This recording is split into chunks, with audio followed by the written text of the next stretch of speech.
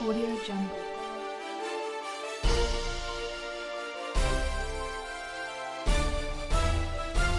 Audio Jungle. जी अस्सलाम वालेकुम नाज़रीन, आपका वार में खुश आमदीद एक दफ़ा फिर। नाज़रीन, हमारा टॉपिक जो है वो चल रहा था, समाज के ऊपर हम बात कर रहे थे। उसमें बुनियादी तौर पर तो हमने असल में ये फाइंड आउट करना था कि जो हमारा समाज है बरसगीर पाक व हिंद का, उसका तकाबला हम कर रहे थे जो आजकल के तरक्की याफ्ता समाज हैं, जैसे मिसाल के तौर पे यूरोप। तो उस पर हमने बात की थी कि ज़मींदाराना समाज और सनती समाज का आपस में, पहले तो समाज क्या है, उसकी जो नोयत क्या है, उसके बाद इन दोनों का फ़र्क क्या है और फिर ये कैसे तरक्की करते हैं। अभी बात हम शुरू करते हैं कि जो सवाल उससे पैदा होता है वो ये है कि ये जो मुख्तलिफ समाज हैं, फिर एक तरक्की कर जाता है, दूसरा नहीं करता, हालांकि दोनों को एक दूसरे की इन्फॉर्मेशन पूरी मिल रही होती है। तो जफर साहब, आपसे मेरा एक ज़मीनी सवाल बीच में आया था कि फिर जब समाज मतलब तरक्की तो करता ही है, मतलब ये तो नहीं कि अब एक बादशाह है, उसने बस ये कह दिया लोगों को कि जी बस खत्म जी, आइंदा से कोई बंदा, मतलब कुछ ना कुछ तो तरक्की होती रहती है। लेकिन इतना फर्क क्यों पड़ जाता है कि एक समाज जैसे आज यूरोप है और बरसगीर पाक हिंद है, इतना ह्यूज डिफरेंस? मैं खुद, इल्म मेरा बहुत महदूद है, खुद मैं इस क्वेश्चन के लिए बहुत से लोगों से बात करता हूँ, तो मैं सिर्फ ना सर एक थोड़ी सी तारीख रखता हूँ, वो सारे तारीखी पहलू रखने की कोशिश करता हूँ कि जिसमें शायद जवाब मिल सके। एग्जैक्ट आंसर तो शायद मेरे पास भी ना हो। देखिए सर, जो अगर हम यूरोप की इस वक्त की अगर हम समाजी बर्तरी और समाजी माशरत की बर्तरी का जिक्र करें, तो उसकी अगर हम तारीख में जाएं तो बात शुरू होती है रिफॉर्मेशन मूवमेंट से, कि पहले जो मजहबी जबर था यूरोप के ऊपर, उसको रिफॉर्मेशन मूवमेंट ने तोड़ा। उस मजहबी ज़हनों के ऊपर जो जब जबर टूटा, तो फिर वो आगे इल्म में आया, ह्यूमनिस्ट तहरीक पैदा हुई, और उसके बाद फिर रेनेसांस आया, मतलब और रेनेसांस ने फिर आगे सनती इनकलाब को जन्म दिया। एक मैं थोड़ा सा हिस्टोरिकली बात करता हूँ कि जो यूरोप के ऊपर जबर था चर्च का, वो इस तरह था कि मतलब ये था कि पोप गलत नहीं हो सकता। जो बंदा पोप से इख्तलाफ राय करता था उसको जिंदा जला दिया जाता था। यहाँ पे जो सबसे पहला बड़ी मिसाल जो ज़हन में आ रही है मेरे ज़हन में, वो यान हस की है। यान हस बोहेमिया, जो इस वक्त चेक रिपब्लिक का इलाका है, उसका चेक था। ये चेक स्लाविक नस्ल का ये बंदा था, लेकिन ये उस जमाने में जर्मन जो किंगडम थी बोहेमिया की, उसकी यूनिवर्सिटी में पढ़ाता था। और उसने सबसे पहले ये कहा कि पोप गलत हो सकता है, स्क्रिप्चर्स गलत नहीं हो सकते। अच्छा, ये चीज जो थी, ये आप यूं समझें कि कोई बंदा पाकिस्तान में ये कहे कि मुल्ला गलत हो सकता है, कुरान गलत नहीं हो सकता। और अगर आप मुल्लायत को पाकिस्तान के ऊपर मुकम्मल तौर पे लागू कर दें, तो और मतलब मस्जिद में कोई बंदा बैठा हुआ है, वो मुल्ला से कहे कि मौलवी साहब आप ये बात गलत कर रहे हैं, इसकी इजाजत नहीं है, बिल्कुल नहीं।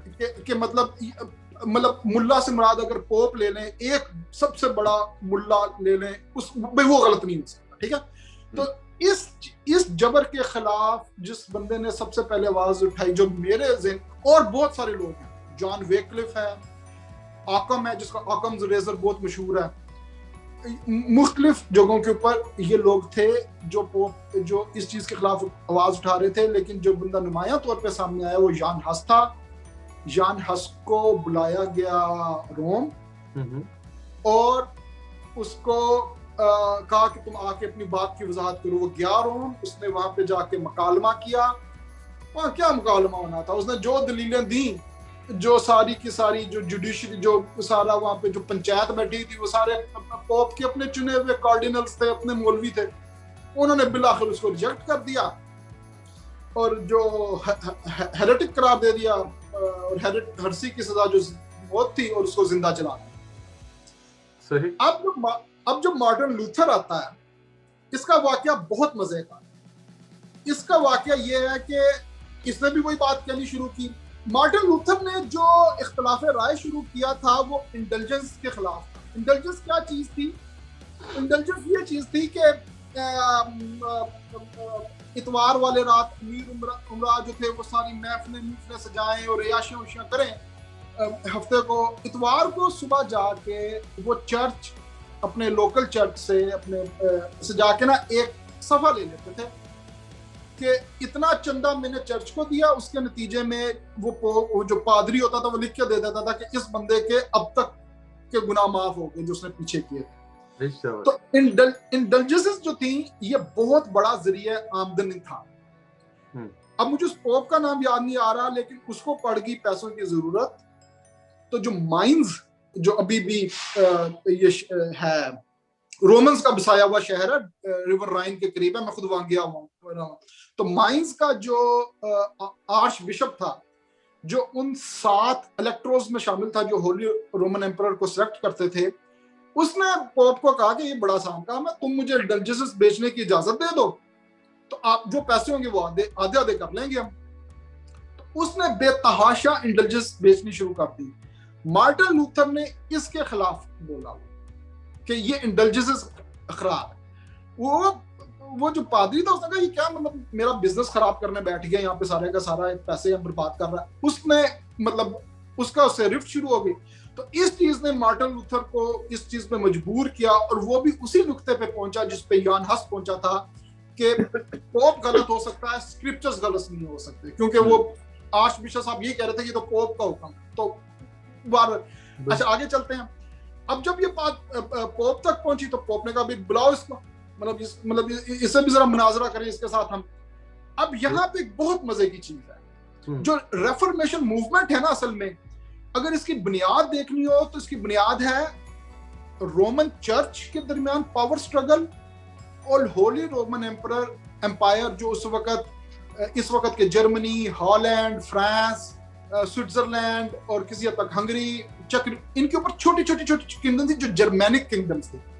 तो इनके जो जर्मेनिक रूलर्स थे उनकी और चर्च की आपस में जो पॉलिटिकल स्ट्रगल थी कि वो लोग ये पसंद नहीं करते थे कि उनके इलाके का जो छोटी मोटी बोहेमिया, सैक्सनी, बवेरिया का इलाका और ये ब्रेंडनबर्ग का इलाका, ये सब लोग ये चाहते थे कि हमारा मुकम्मल सियासी और मजहबी कंट्रोल हो हमारे इलाके में। आर्च बिशप जो होता था वो पोप का नुमाइंदा होता था, तो वो कहता था कि हमारी मर्जी का लगे। तो जब उन्होंने ये देखा कि ये एक बंदा ऐसा उठा है जो पोप की अथॉरिटी को चैलेंज कर रहा है, तो उन्होंने उसका मतलब ना यहाँ पे उन्हें एक मौका मिला, एक पावर स्ट्रगल सामने आती है हमारे। अच्छा, पोप ने होली रोमन एम्परर से कहा जो हेस्बर्ग का था कि इस बंदे को मेरे पास भेजो। हेस्बर्ग ने जो होली रोमन एम्परर था उसने जो लोकल किंग था जहां पे मार्टिन लूथर रहता था उसको कहा कि इस बंदे को मेरे हवाले करो। तो यहाँ पे एक बहुत अहम वाक़या है, डाइट ऑफ वर्म्स। उसने कहा कि उस लोकल किंग ने कहा कि लूथर जो है वो रोम नहीं जाएगा, इन्होंने यान हस को भी मार दिया था, ये इसके साथ मुनाजरा करना है तो वो जर्मनी की जमीन के ऊपर होगा। तो वर्म का इलाका सिलेक्ट किया गया, वहां पे वो मुनाजरा हुआ और लूथर ने उनका मुंह बंद करा दिया। अच्छा, लेकिन उस बंदे को ये पता था कि ये नहीं मानेंगे ये लोग, मतलब लूथर जो भी कर ले।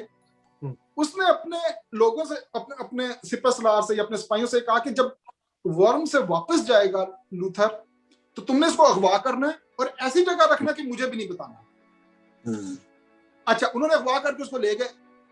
अब जब पोप ने होली रोमन से कहा कि लूथर कहाँ पे है, होली एम्परर ने लोकल किंग से पूछा कि लूथर कहाँ, उसने कहा मुझे नहीं पता। अच्छा, अब ये हिस्ट्री का बहुत पिवटल पॉइंट है हिस्ट्री का। इस तरह मार्टिन लूथर की जान बच गई।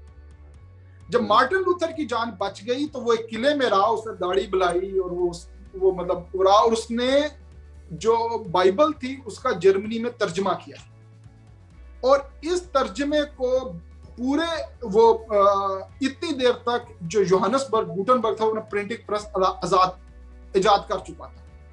सही। तो मार्टिन लूथर के इस जर्मन तर्जमे के बाइबल को प्रिंटिंग प्रेस के लिए छापा गया और बिल्कुल अवामुन्नास में फैला दिया गया, और लोगों को फिर समझ लगी कि ये मतलब बाइबल में लिखा क्या हो।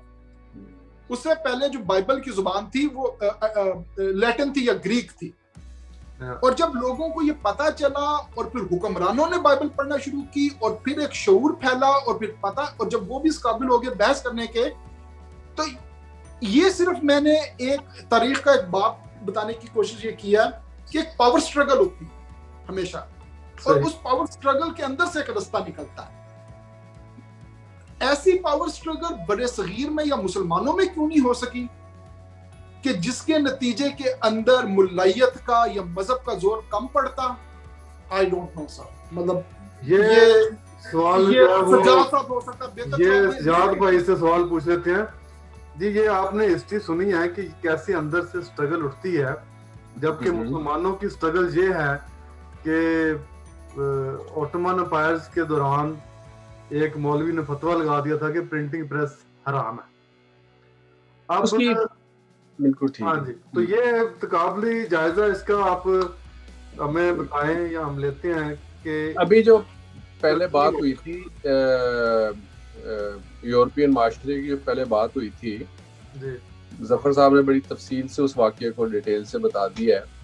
उससे पहले जो बात हुई थी कि यूरोपियन माशरा छोटी छोटी इकाइयों में मुनकसिम था, ठीक है, बिल्कुल ऐसी बात। अच्छा, अब जो आपकी टर्किश ऑटोमन एम्पायर थी वो एक ही खलीफा वक्त इतनी बड़ी एम्पायर का मालिक होली सोली वो बंदा है, ठीक है, बिल्कुल। तो उसका जो एक ऑर्डर है वो पूरी एम्पायर के लिए काफी है।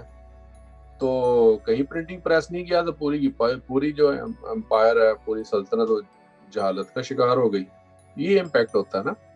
अच्छा, बड़े सगीर में सूरत हाल बड़ी दिलचस्प रही है। मुसलमान जो थे वो इन्वेडर्स थे बड़े सगीर में। 712 मोहम्मद बिन कासिम आया, ठीक है, ये बड़ी वैसे दिलचस्प तारीख है, इसके ऊपर किसी दिन पूरा प्रोग्राम करेंगे। मोहम्मद बिन कासिम वाकई फातेह था, फातेह इस्लाम था या गासिब था, ये बड़ा दिलचस्प टॉपिक है। ये दोनों राय वैसे सुनने को मिलती हैं इस पे करेंगे डिटेल से बात कीजिए। लेकिन वो है कि हर बंदा अपनी राय जो है रखता है। लेकिन इन्वेडर्स जो हाँ, जब ये आया, क्या नाम है उसका, मोहम्मद बिन कासिम, नहीं मोहम्मद कासिम नहीं, ये जो सबसे पहला जिसने मुगल एम्पायर्स की बुनियाद रखी है, बाबर, ज़हीरुद्दीन बाबर। बाबर यहाँ से फरगना से उठ के आए, ताजिकिस्तान है या पता नहीं क्या इलाका आजकल, वो फरगाना से आए थे। या तो ये उधर से ये मुसलमान थे या इधर आके हुए? नहीं, ये तो मुस्लिम थे, ये तो मुसलमान कबीले थे सारे, और ये तो बहुत बाद में आए हैं ना। उससे पहले तो सबसे पहले मोहम्मद बिन कासिम आया है। मोहम्मद बिन कासिम से पहले भी 2 लश्कर आए थे बनो उमैया के ज़माने में सिंध में, और सबसे पहला जो लश्कर इस्लामी आया था वो जंग कादसिया के बाद आया था, हज़रत उमर रज़ी अल्लाह अन्हु के ज़माने में। जब इन्होंने ईरान फतह किया तो इस्लामी लश्कर जो है ये मकरान तक आ गए थे मुसलमान, ठीक है। अच्छा, तो यहाँ से कासिद गया है हज़रत उमर रज़ी अल्लाह अन्हु के पास, और उन्होंने पूछा बताओ मकरान कैसा इलाका है। तो उसने बताया कि वहाँ तो ना कोई फल है, ना कोई फसल है, ना मीठा पानी है, ना ही कोई तजारत है, तो राहजन बड़े हैं वहाँ पे।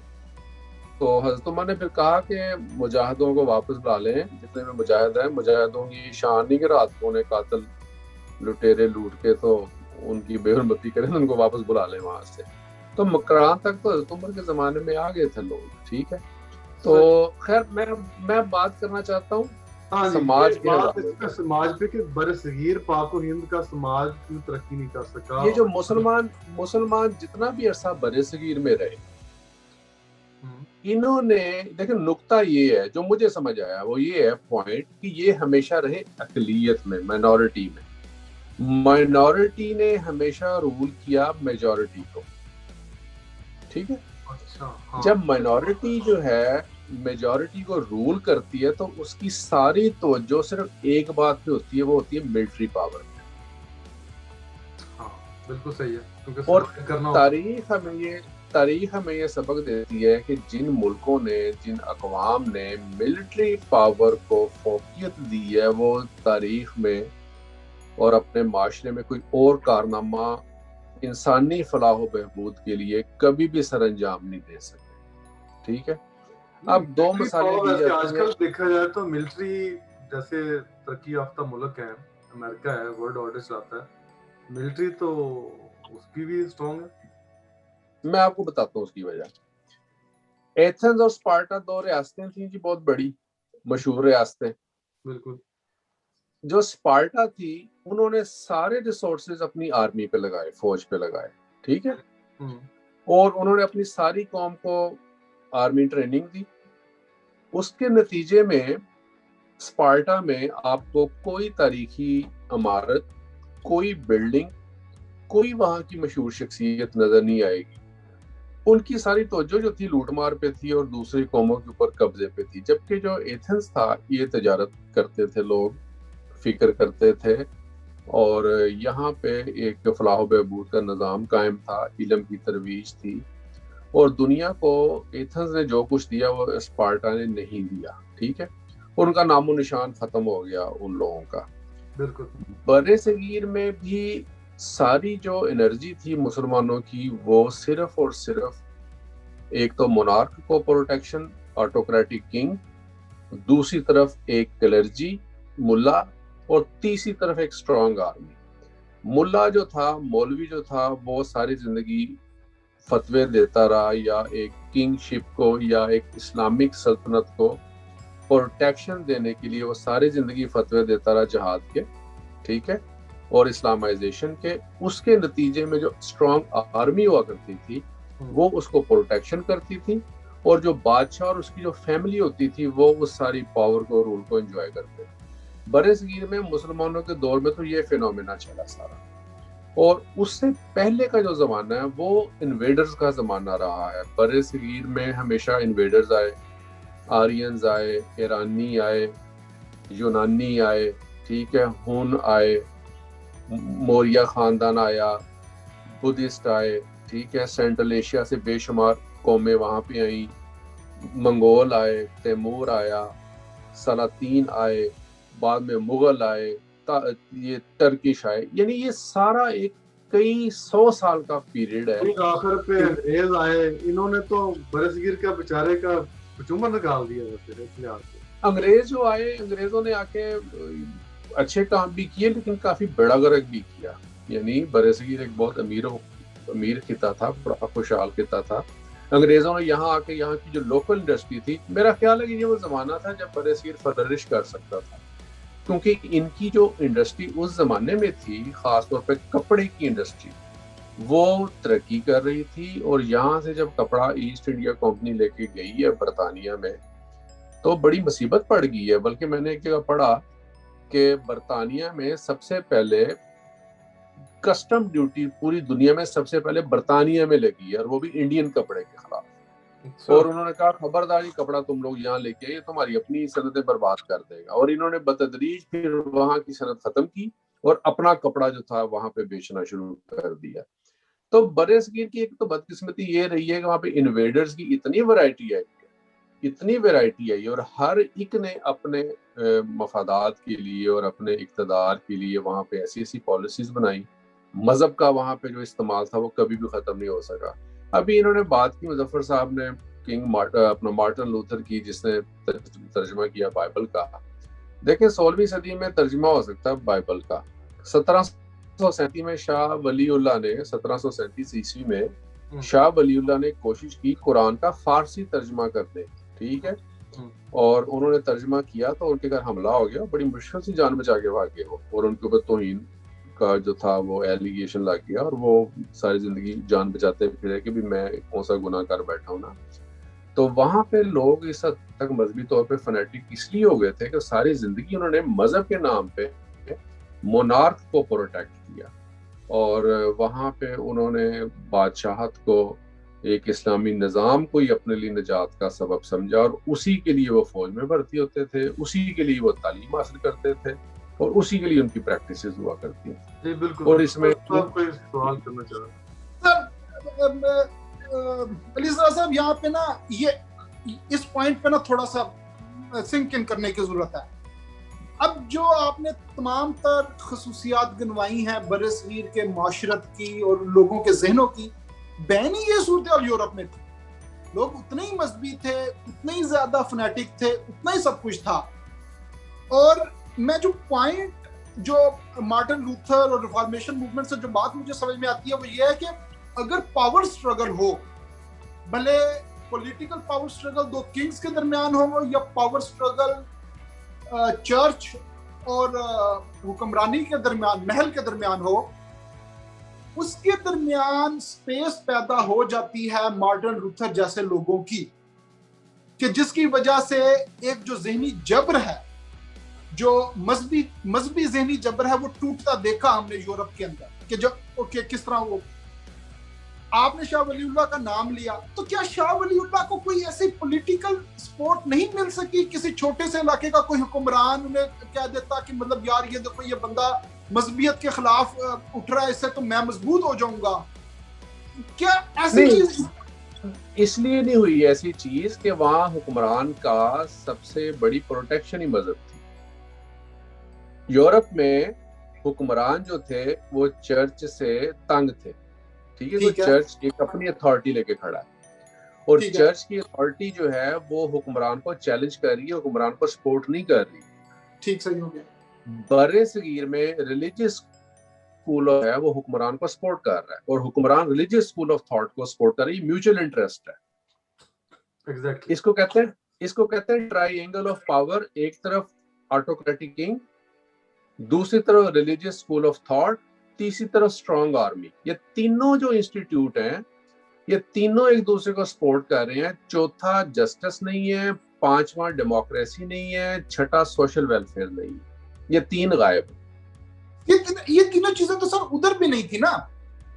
लेकिन एक चीज जो आपकी बात से मुझे समझ में आई है वो ये है कि स्प्लिट था एक चर्च की अथॉरिटी। अच्छा, मैं आपको बताता हूँ जो चर्च का बैड रोल यूरोप में था, जिसकी वजह से लोग तंग आए और स्प्लिट आई, राइट? सही। ये चीज सब कॉन्टिनेंट में नहीं हुई। लोग इस्लाम से तंग नहीं थे। That's the point. This is the point. क्योंकि वहां पे जो मुसलमान था या जहाँ वहां पे जो खानकाहें थी, जो सूफिया का एक पूरा पैरेलल एक सिस्टम है, वो सोशल वेलफेयर का सिस्टम था और लोग उनको दिलो जान से मानते थे और उनको एक्सेप्ट करते थे और उनको लेजिटिमाइज करते थे। जबकि पोप और चर्च अपनी सारी जो अफादियत और अपनी सारी स्पिरिचुअलिटी और गुडविल लूज कर चुका था क्रिश्चियनिटी के हवाले से यूरोप में। जबकि इस्लाम जो है वो और जो मुस्लिम जो क्लैरिक्स थे, इनकी गुडविल और इनका जेस्चर जो था वो उसको कोई चैलेंज नहीं था बरसगीर में। वो लोग उनको एक्सेप्ट करते कि मैं उसको लेजिटिमाइज करते हैं। अब ये चीज समझ नहीं आ रही कि जो उधर लूज किया यूरोप में, वो उसकी वजह से उन्होंने तरक्की की, मार्टिन लूथर जैसे लोग पैदा किए। लेकिन अब क्या ऐसा हो सकता है कि कुछ ऐसा बरसगीर में भी हो कि इधर भी तरक्की शुरू हो जाए, कुछ ऐसा कोई अगेंस्ट? क्योंकि लोग तो आ गया था ना पीरियड जब 1857 तक का जमाना आ गया, ठीक है? जो 1857 में 1857 में हुआ वो बेसिकली तो एक मंतकी अंजाम ही था ना लोगों की फिक्र का।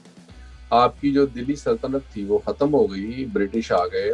1757 में बंगाल फॉल हो गया, 1857 में आपका दिल्ली फॉल हो गया, मुसलमान महकूम हो गए। इसके अंदर जो एक चीज पैदा होती है वो पैदा होती है जो हिंदू कम्युनिटी थी या जो दूसरे मज़ाहब थे, उन्होंने किस तरह फायदा उठाया पूरी सिचुएशन से। लेकिन ये बड़ा दिलचस्प पूरा बन जाता है सब्जेक्ट। ये उन्होंने भरपूर फायदा उठा के उस दौर के उस रेनेसांस को और उस दौर की उस मॉडर्नाइजेशन को और उस तब्दीली को और उस डेमोक्रेसी को और एक कॉन्स्टिट्यूशनल प्रोसेस को उन्होंने फौरी तौर पर अडॉप्ट कर लिया। मुसलमानों ने नहीं किया। बिल्कुल सही है। लेकिन जब उसके बाद हम देखते हैं कि इसके बावजूद के ब्रिटिश आ गए, उन्होंने आके कब्जे भी किए, कुछ रिफॉर्म्स भी की, इल्म भी दिया, यूनिवर्सिटियां भी बनाई, हॉस्पिटल भी बनाए, इसके बावजूद लोगों के अंदर वो जज्बा और वो कहते हैं क्रिएटिविटी की एक सोच होती है, तो साइंसदान पैदा हुए हों, कोई मतलब कितनी अजीब बात है कि पूरे बरसगीर में मेरा ख्याल है कि चंद उंगलियों के ऊपर गिने चुने साइंसदान, और अमेरिका या किसी यूरोप की सिर्फ एक यूनिवर्सिटी के अंदर 100 से ज्यादा नोबेल प्राइज विनर्स। और उसकी बहुत सारी वजूहत हैं। मुसलमानों में तो देखें स्प्लिट आती है मजहब की, एक रैशनैलिटी और रेवोल्यूशन की, अपना इब्न रुश्द के ज़माने से और ये जो थे गजाली के ज़माने से। ठीक है, आपने इब्न रुश्द को निगलेक्ट कर दिया और गजाली को अडॉप्ट कर लिया। ठीक है, अच्छा, रैशनलाइजेशन, साइंस, फलसफा, रियाजी एक तरफ और दूसरी तरफ तसव्वुफ और सूफियाना अकायद आ जाते हैं, उनको फिर फोकियत। इब्न रुश्द मुसलमानों में से या पाकिस्तान में या इंडिया में, इंडिया का मुझे नहीं पता, पाकिस्तान में बच्चों को कितना पता है इब्न रुश्द के बारे में। गजाली के बारे में सबको पता है, इकबाल ने भी गजाली की बड़ी तारीफ की है।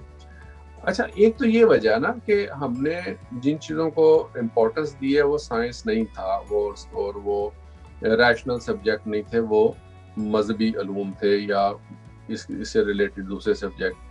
इंडिया में ज्यादा मार पड़ी है वहाँ के कॉस्ट सिस्टम की वजह से। वहाँ की पॉपुलेशन का बहुत बड़ा हिस्सा तो पैरालाइज कर दिए इन्होंने कॉस्ट सिस्टम की वजह से। ठीक है, और वहाँ की जो हायरार्की थी और वहाँ की जो एलीट थी उनके अपने वफादार थे, लेकिन इसके बावजूद साइंस और टेक्नोलॉजी के हवाले से इंडियंस जो है वो they are for way than Pakistani people.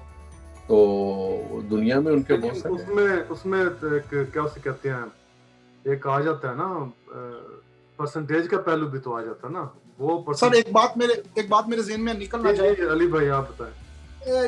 इससे पहले जहाँ पे अली ज़फ़र साहब ने अपनी पिछली बात जहाँ खत्म की थी ना कि 1857 में जब एक डिफीट हो गई, वहां से मेरे ज़हन में ये बात आती है। तो फिर उस डिफीट को मुसलमान इंटेलिजेंशिया और मुसलमान लीडरशिप ने ये अपने पॉलिटिकल सिस्टम की डिफीट के तौर पे नहीं लिया, बल्कि अपने रिलीजन की डिफीट के तौर पे लिया। yes. और रिएक्शन ये पैदा हुआ कि अब हमने रिलीजन को राइज करना है। हमें मतलब इकबाल जैसा बंदा जो मतलब यूरोप गया और पढ़ा और सारा कुछ उसने देखा, लेकिन जब वो वापस आता तो मतलब वो ये कह रहा है कि फितरत के मुकासद की करता नहीं के बानी, या बंदा सहरा, ये मर्द कोस्तानी। मतलब बजाय इसके कि जोर मतलब ये एक्सेप्ट कर लिया जाता कि हमारा पॉलिटिकल सिस्टम जो है वो डिफीट हो चुकी है और ये एक बेहतरीन पॉलिटिकल सिस्टम है, हमें इसमें मतलब इसका और हर जो एक स्टेप आगे की तरफ होता है वो इंसानी का होता है, और हमें मुसलमानों को बेइज्जत इंसान इस अगले स्टेप का हिस्सा बनना चाहिए। मुसलमान लीडरशिप इस चीज के ऊपर अड़ गई कि ये तो हमारे होगी रिलीजन को डिफीट, और रिलीजन चूंकि डिवाइन है, रिलीजन को तो डिफीट हो नहीं सकती।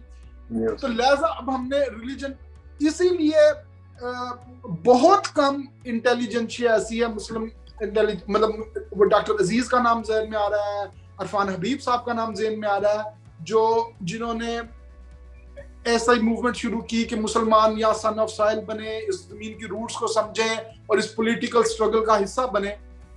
जो लीडरशिप मुसलमानों की हाथ में रही वो अनफॉर्चुनेटली मुल्लायत के हाथ में रही, जिसने मुसलमानों की जो शिकस्त खुर्दा एक तबीयत, जो शिकस्त खुर्दा नेचर थी, उसको ये कह के तकवीयत देने की कोशिश की कि ये तो एक मतलब खुदा का मजहब है, इसको शिकस्त नहीं हो सकती, तो इसी का राइज करना है। तो यहाँ से बिल्कुल दुरुस्त बात है। देखिए ये इसमें 3 रिएक्शन सामने आते हैं 1857 के बाद। 3 रिएक्शन, एक है अलीगढ़ मूवमेंट, एक है देवबंद की तहरीक, और तीसरी है राय बरेली की तहरीक, बरेलवी तहरीक जिसे कहते हैं, और एक चौथी है नदवातुल उलमा। अच्छा, इसमें से 3 मजहबी हैं और 1 रैशनल है। ठीक है, और जो रैशनल थी अलीगढ़ की मूवमेंट वो नेचुरल थी, उनको समझ आ गई कि ये किस चीज का फेलियर है। बाकी जो लोग थे वो ये समझते थे कि बेसिकली मजहब में कोई फॉल्ट नहीं है, फॉल्ट है हमारे किरदार में और हमारी प्रैक्टिसेस में, और हमें जाना चाहिए towards back to the origin. इन्होंने ऑर्थोडॉक्स नजरियात अपनाए, इनमें प्रोटेस्टेंट नहीं पैदा हुए, राइट। यूरोप में प्रोटेस्टेंट पैदा हुए, जिसकी वजह से रोशन ख्याली और सनती इनकलाब, इनलाइटमेंट, फलसफा, साइंस को तरवीज मिली है। मुसलमानों में प्रोटेस्टेंट नहीं पैदा हुए। जो प्रोटेस्टेंट का तबका था, सो कॉल्ड छोटा मोटा, ये जो अलीगढ़ के लोग थे, ये बहुत माइनॉरिटी में थे। ये सोसाइटी में इनके देखें, अब ये पाकिस्तान की मूवमेंट चलाने वाले ज्यादातर लोग तो अलीगढ़ वाले ही थे ना। जिन्ना साहब जैसे लोग कहाँ के पढ़े लिखे थे, यहीं के पढ़े लिखे लोग थे शुरू के, तो यानी या इसी स्कूल ऑफ थॉट से तल्लुक रखते थे। लेकिन जो ज्यादा बड़ा तबका था वो तो सारे या देवबंद के थे या रायबरेली के लोग थे, बरेलवी मकतबा फिक्र या देवबंदी मकतबा फिक्र। और जो 2-4 मौलवियों के नाम हैं, उलमा के नाम हैं, ये जो थे अपना अबैदुल्ला सिंधी जैसे लोग या मौलाना अबुल कलाम आजाद जैसे लोग, ये देवबंद के पढ़े लिखे जरूर थे, लेकिन ये देवबंद के लेफ्ट विंग से तल्लुक रखते थे। ये इट्स वेरी इंपॉर्टेंट पॉइंट। ये एक्चुअल राइट विंग देवबंदी नहीं थे, ये लेफ्ट विंग देवबंदी लोग थे। और इनमें बहुत हद तक चीजें जो थी वो नॉर्मल थी और बहुत हद तक ये रैशनल लोग। यहाँ पे बिशारत साहब, और मैं एक और बहुत इंपॉर्टेंट पॉइंट है जिसका ज़िम्नन जिक्र किया अली सज्जाद साहब ने, इब्ने रुश्द का नाम लिया। इब्ने रुश्द ने जो दुई की सच्चाई का नजरिया दिया था ना, उसको यूरोप ने बेस बनाया उस स्प्लिट का कि जी पोप की पावर भी सच्ची है और बादशाह की पावर भी सच्ची है। अच्छा, ये इब्ने रुश्द का जो दुई की सच्चाई की दुई का नजरिया है, इसने ऐसा कमाल किया है, ऐसा इस जो separation of church from the state है उसकी बुनियाद है ये नजरिया। ऑन द अदर हैंड, इधर के मुसलमानों ने बिल्कुल ही रिजेक्ट किया। मतलब वो उनके जहनों में ये तस्वुर ही नहीं आया कि जी इस्लाम से हट के भी हम कोई पॉलिटिकल सिस्टम बना सकते हैं। मतलब पहले तो डेमोक्रेसी के खिलाफ भी सुना, बड़े अरसे फतवे लगते रहे। अभी भी खिलाफ नहीं है, कहाँ पे डेमोक्रेसी है इस्लाम में, है ही नहीं किसी मुल्क में। एग्जैक्टली। तो जो हम एक जायजा लेने की कोशिश कर रहे हैं ना कि क्यों वो समाज आगे निकल गया और ये पीछे रह गया, इसमें मेरा ख्याल है कि इब्ने रुश्द को नजरअंदाज करना, उसके नजरिए को, और यूरोप ने एक्सेप्ट किया, और पूरी की पूरी उसका धारा बदला कि जी पोप जो है वो मजहब है पोप का, और जो सियासत है वो बादशाह की है। और वो मतलब वो लोग रहते रहे, और वो मतलब काफी उसने बेनिफिट दिया।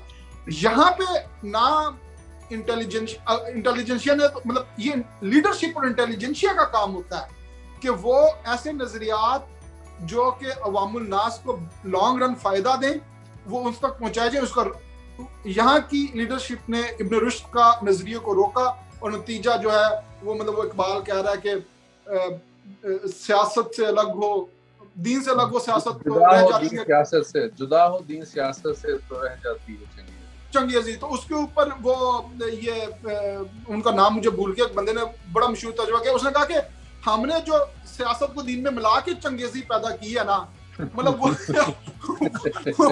वो सबके सामने है, बुए खू आती है इस कौम के अफसानों से। बात वो देखिए इकबाल की ना, मेरा ख्याल है कि इकबाल को भी बहुत ज्यादा हमारे लोगों ने खास तौर पे एक्सप्लॉइट किया है। इकबाल का जो एक्चुअल काम था वो थी रिकंस्ट्रक्शन ऑफ इस्लामिक थॉट। वो उन्होंने फारसी में कर दी ना, जिसके ऊपर फतवे लगने थे वो उन्होंने फारसी में कर दी। ना मौलवी को फारसी की समझ आए ना फतवे लगे।